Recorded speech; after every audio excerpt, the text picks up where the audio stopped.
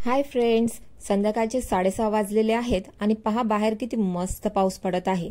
या पावसात खाण्यासाठी मी आज बनवणार आहे क्रिस्पी पोटॅटोचे रोल्स। हे रोल्स बनवायला खूप सोपे आहेत, झटपट बनतात आणि खूप कमी साहित्यामध्ये बनतात। तर चला पाहूया हे रोल्स बनवण्यासाठी आपल्याला कोणकोणत्या साहित्यांची गरज आहे।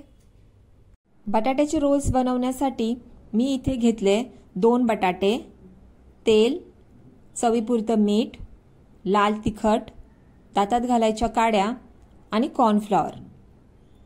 तुम्ही कॉर्नफ्लॉवरच्या जागी मैदाही घेऊ शकता। मी 2 बटाटे इथे सोलून घेतलेली आहेत। आता स्लायसरवर त्यांचे स्लाइस करून घेणार आहे। स्लाइस हे पाण्यातच करायचे, म्हणजे बाउल घ्यायचा, त्याच्यात पाणी टाकायचं आणि मगच स्लाइस करायचं, कारण जर तुम्ही पाण्यात स्लाइस नाही केले तर ते स्लाइस काळे पडतील। पहा अशा प्रकारे स्लाइस तयार करायचे आहेत आणि त्या 2-3 वेळा स्वच्छ पाण्याने धुवून घ्यायच्या आहेत आणि नंतर या स्लाइस अशाच प्रकारे पाण्यात ठेवायच्या नाहीत, त्या पाण्यातून बाहेर काढायच्या आहेत, कारण जर तुम्ही पाण्यामध्ये अशाच ठेवल्या तर तो बटाटा आहे तो कडक होईल, त्या स्लाइस कडक होतील आणि मग तुमचे जे रोल्स आहेत ते चांगले बनणार नाहीत। आता या पाटावर मी बटाट्याचे स्लाइस लावून घेणार आहे।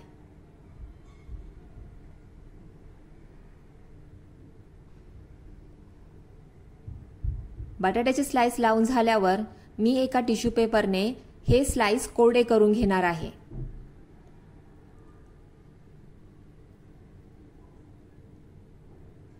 स्लाइस चांगल्या प्रकारे कोरडे केल्यानंतर आता मी ह्याच्यावर घालत आहे कॉर्नफ्लॉवर। सर्व स्लाइसवर चांगल्या प्रकारे कॉर्नफ्लॉवर घालायचं आहे।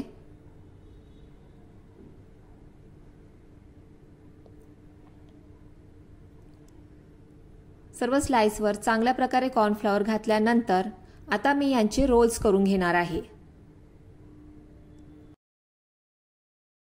फ्रेंड्स पहा अशा प्रकारे बटाट्याचे रोल्स बनवायचे आहेत आणि दातात घालायच्या काडीमध्ये ते टाकायचे आहेत। एका काडीमध्ये आरामशीर तुम्ही 2 बटाट्याचे रोल्स टाकू शकता। मग अशाच प्रकारे तुम्ही सर्व रोल्स तयार करून घ्या।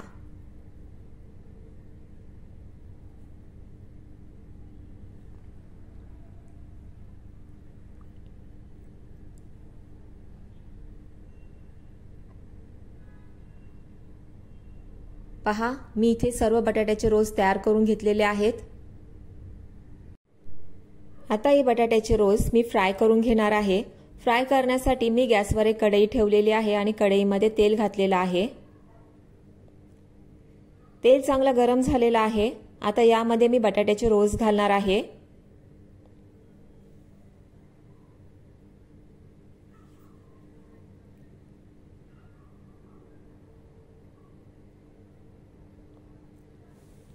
बटाट्याचे रोल्स गोल्डन ब्राउन झाल्यानंतर एका टिश्यू पेपरवर मी हे सर्व रोल्स काढून घेणार आहे आणि बाकी उरलेले सर्व रोल्स अशाच प्रकारे गोल्डन ब्राउन होतपर्यंत फ्राय करणार आहे।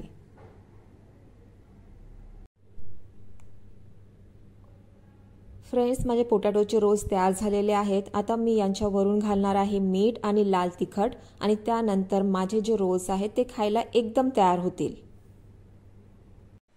फ्रेंड्स तुम्ही ही रेसिपी नक्की ट्राय करा आणि मला कमेंट बॉक्समध्ये नक्की सांगा की तुमचे बटाट्याचे रोल्स कसे झाले आणि तुमच्या फ्रेंड्स सोबत, रिलेटिव्ह सोबत माझी ही रेसिपी शेअर करा आणि जाताना माझ्या व्हिडिओला लाईक करायला नका विसरू।